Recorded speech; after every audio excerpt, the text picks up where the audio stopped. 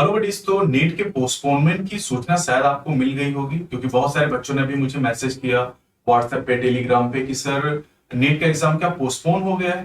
तो बिल्कुल हुआ है, लेकिन केवल और केवल मणिपुर में नीट का एग्जाम पोस्टपोन किया गया है। तो नीट यूजी 2023 मणिपुर में हिंसा के चलते स्थगित हुई नीट की परीक्षा। यानी नीट का जो एग्जाम है 7 मई को पूरे देश भर में होगा, लेकिन मणिपुर में नहीं होगा, क्योंकि वहां पर हिंसा की वजह से इस एग्जाम को एनटीए ने पोस्टपोन कर दिया है। अभी नई डेट रिलीज नहीं की है, लेकिन बाकी सब जगह एग्जाम होना है, बहुत खुश होने की बात नहीं है। बहुत सारे बच्चे खुश होके कि सर नीट पोस्टपोन हो गया। तो मैंने भी चेक किया तो पता चला केवल मणिपुर में ऐसा हुआ है। तो ऐसे किसी संदेह में ना रहे, ठीक है।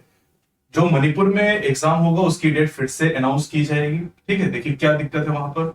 मणिपुर में आरक्षण विवाद को लेकर भड़की हिंसा के बाद रविवार को होने वाली मेडिकल प्रवेश परीक्षा यानी नीट को स्थगित कर दिया गया है। नीट का आयोजन करने वाली एनटीए ने हिंसा प्रभावित मणिपुर में उन उम्मीदवारों के लिए परीक्षा स्थगित कर दी है जिनके यहाँ परीक्षा केंद्र है।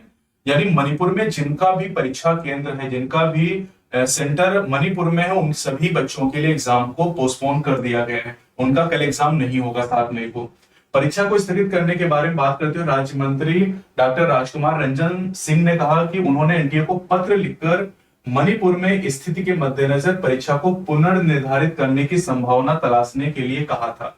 मंत्री के अनुरोध पर स्थगित हुई परीक्षा। केंद्रीय मंत्री डॉक्टर राजकुमार रंजन सिंह ने कहा कि मैंने मणिपुर में हिंसा के हालातों को लेकर उनसे वर्तमान स्थिति में परीक्षा स्थगित करने का अनुरोध किया था।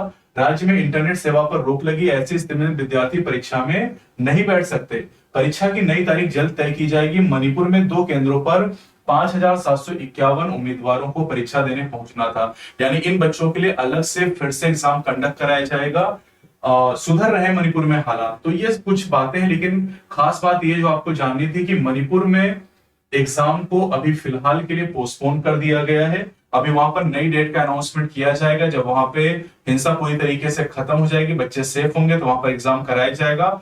बाकी पूरे देश में एग्जाम जैसे होना था उसी तरीके से होगा।